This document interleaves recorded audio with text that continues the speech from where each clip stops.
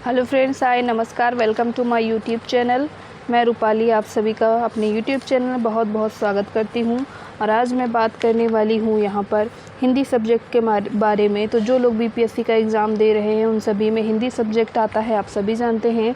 तो आज हम बात करेंगे यहाँ पर हिंदी सब्जेक्ट के बारे में। और हिंदी भाषा के 75 क्वेश्चंस आपके पेपर 1 में आने वाले हैं। तो आप सब प्लीज़ हमारी वीडियो को शुरू से अंत तक ज़रूर देखें। बहुत ही इम्पोर्टेंट क्वेश्चंस हैं, आपके एग्ज़ाम के लेवल के हैं। आइए चलते हैं क्वेश्चन नंबर 31 की ओर। और ये कहता है, भाषा सर्वोत्तम साधन है विचारों तथा भावों के संक्रमण का, संकलन का, आदान प्रदान का, या फिर इन सभी का।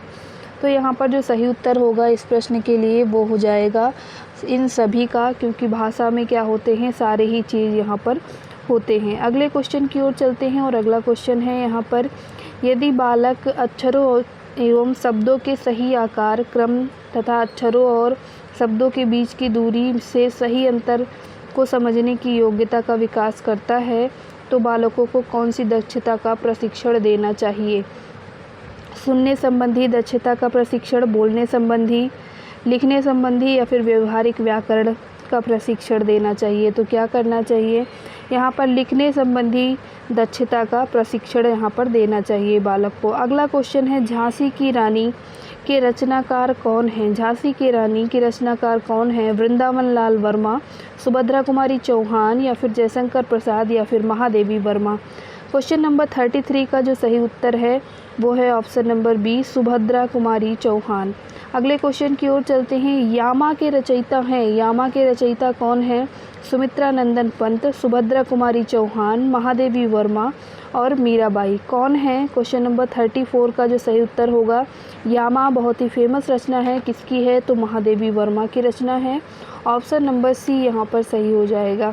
अगले क्वेश्चन की ओर चलते हैं। अगला क्वेश्चन है, निम्नलिखित में से किस शब्द में यड़ संधि है? संशय में, सूर्योदय में, अत्याचार में, या राकेश में? तो यड़ संधि किस में है? तो यहाँ पर जब भी आप किसी में किसी जो वर्ड होते हैं उसमें क्या देखेंगे, आधा अक्षर देखेंगे और उसके तुरंत बाद या और वा देखेंगे, तो वहाँ पर निश्चित ही क्या होगा, यड़ संधि होगी। अगले क्वेश्चन की ओर चलते हैं। अगला क्वेश्चन है हमारा, सत्यार्थी का संधि विच्छेद होगा। सत्यार्थी का संधि विच्छेद होगा जब भी या और वा इन दोनों के पहले आधा वर्ड आता है, तो वहाँ पर यड़ संधि होता है। और यड़ संधि को क्या करेंगे, जहाँ आधा वर्ड होता है उसको पूरा वर्ड बना देते हैं और वहाँ पर क्या हो जाता है, ये ता वर्ड जो है पूरा वर्ड हो जाएगा। तो पहला ऑप्शन है सत्य प्लस अर्थी, दूसरा है सत्या प्लस अर्थी, तीसरा ऑप्शन यहाँ पर है सत्या प्लस अर्थी, और चौथा है सत्या प्लस अर्थी। तो यहाँ पर इसका जो संधि विच्छेद होगा तो यहाँ पर कौन सा आंसर होगा? यहाँ पर होगा सत्य प्लस अर्थी, सत्यार्थी। अगले क्वेश्चन की ओर चलते हैं। अगला क्वेश्चन है हमारा, युधिष्ठिर में समास बताइए। युधिष्ठिर में समास बताइए। द्वंद्व समास, बहुब्रीहि समास, द्विगु समास, या फिर तत्पुरुष समास? तो यहाँ पर बहुब्रीहि समास हो जाएगा, क्योंकि युधिष्ठिर क्या है, किसी का नाम है और इसका मीनिंग क्या होता है, जो युद्ध में क्या हो, स्थिर हो, उसे हम क्या कहते हैं, युधिष्ठिर कहते हैं। यानी कि यहाँ पर इस वर्ड का मीनिंग निकल के यहाँ पर तीसरा अर्थ शब्द दे रहा है, तो इसलिए यहाँ पर क्या है, बहुब्रीहि समास होगा। अगला क्वेश्चन है, आज़ाद शत्रु में समास बताइए। शत्रुओं से है जो आज़ाद, तत्पुरुष समास, द्वंद्व समास, द्विगु समास, या फिर बहुब्रीहि समास? तो यहाँ पर जो सही हो जाएगा वो हो जाएगा बहुब्रीहि समास। अगले क्वेश्चन की ओर चलते हैं। अगला क्वेश्चन है, अंत का पर्यायवाची क्या होगा? फल, फासला, अवसान, या फिर दाड़िम? तो अंत का जो पर्यायवाची है वो क्या हो जाएगा, अवसान हो जाएगा। अगले क्वेश्चन की ओर चलते हैं। व्यग्र का पर्यायवाची क्या होगा? सुधीर, गंभीर, अधीर, उज्बक? तो व्यग्र का जो पर्यायवाची है वो क्या हो जाएगा, यहाँ पर ऑप्शन नंबर 3 सही है, अधीर। अगले क्वेश्चन की ओर चलते हैं। अगला क्वेश्चन है हमारा, अनार का पर्यायवाची है सुकोदन, दाड़िम, रामबीज, ये सभी। अनार का जो पर्यायवाची है वो क्या है, तो ऑप्शन नंबर यहाँ पर 2 सही है, दाड़िम।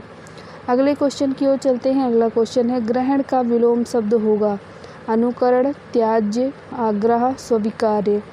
तो यहाँ पर ग्रहण का जो विलोम शब्द है वो क्या होगा, ऑप्शन नंबर 2 सही होगा, त्याज्य। अगले क्वेश्चन की ओर चलते हैं। अगला क्वेश्चन है हमारा, घटक का विलोम शब्द होगा अनेकत्व, एकत्व, समुदाय या फिर समूह। तो घटक का विलोम शब्द क्या होगा, ऑप्शन नंबर 3 यहाँ पर सही हो जाएगा, समुदाय। घटक का मतलब होता है समुदाय। ऑप्शन नंबर यहाँ पर 3 सही होगा। अगला क्वेश्चन है, चिरंतन का विलोम शब्द क्या होगा, शाश्वत, नश्वर, निरंतर, नैसर्गिक। तो चिरंतन का जो विलोम शब्द है वो क्या होगा, यहाँ पर हो जाएगा नश्वर। ऑप्शन नंबर बी यहाँ पर सही है। अगले क्वेश्चन की ओर चलते हैं। आदि से अंत तक, आदि से अंत तक इसका जो पर्याय मतलब वो है एक शब्द के लिए, वाक्यांश के लिए एक शब्द। तो यहाँ पर क्या होगा, अद्योपांत, आदि, दिगंत या फिर अंतिम। तो 45 का जो सही उत्तर हो जाएगा वो हो जाएगा अद्योपांत, यानी आदि से लेकर अंत तक। अगला क्वेश्चन है, जिसकी कोई इच्छा स्पृहा ना हो तो उसे कहते हैं, क्या कहलाता है वो, निर्लिप्त, निराश, निस्पृह, निर्बाध। तो 46 का जो सही उत्तर हो जाएगा वो हो जाएगा ऑप्शन नंबर 1, निर्लिप्त। अगले प्रश्न की ओर चलते हैं। अगला प्रश्न है हमारा, सौभाग्य का तद्भव शब्द क्या है, सुभाग, सुहाग, भाग्यवान या फिर सुभागा। तो 47 का जो सही उत्तर हो जाएगा वो हो जाएगा सुहाग। इसका जो सही उत्तर है वो है सुहाग। अगले क्वेश्चन की ओर चलते हैं। अगला क्वेश्चन है, उन्मेष शब्द में किस उपसर्ग का प्रयोग हुआ है, उप, अपि, उद, अभि।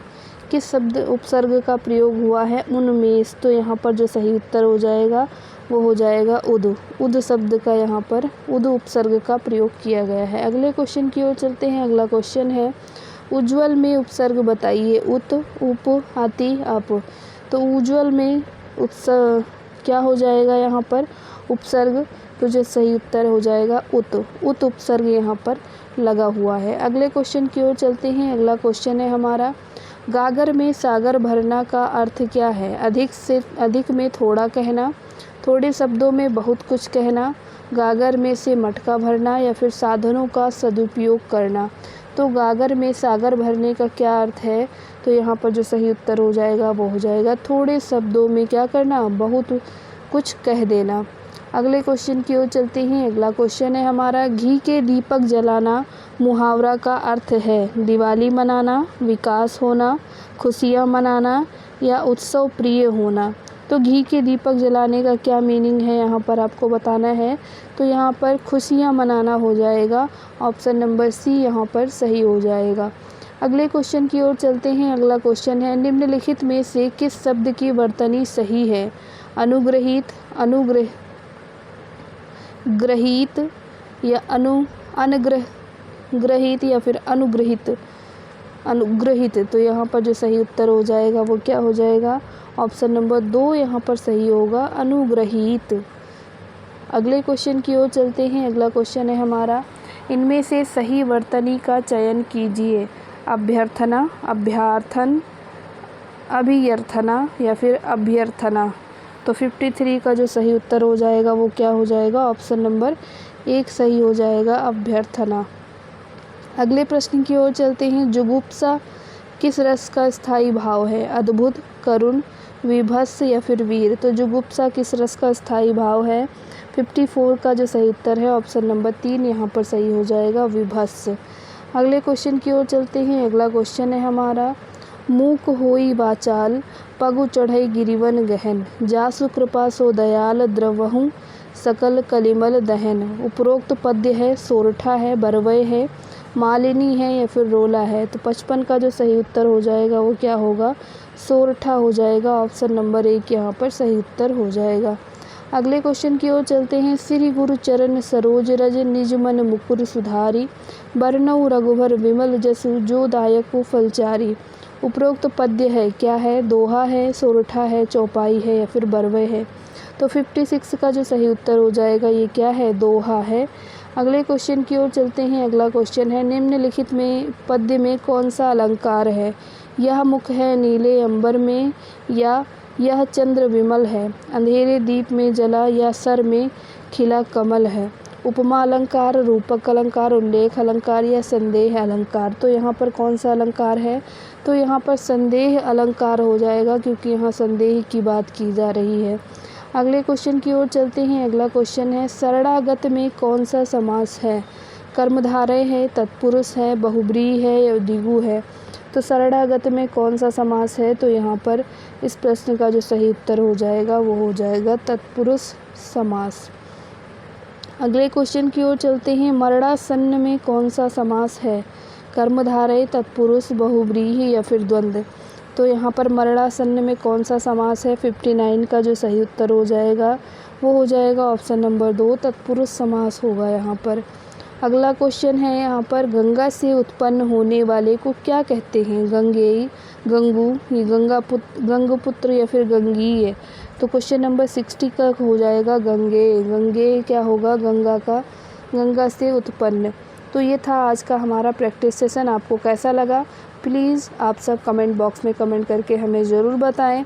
और आप सभी से हाथ जोड़कर रिक्वेस्ट है कि जिन्होंने हमारे चैनल को अभी तक सब्सक्राइब नहीं किया है, आप सब प्लीज़ हमारे चैनल को सब्सक्राइब करें और हमारा भी सपोर्ट करें। वीडियो को ज़्यादा से ज़्यादा लोगों में शेयर करें। Thank you for watching. नमस्कार, जय हिंद।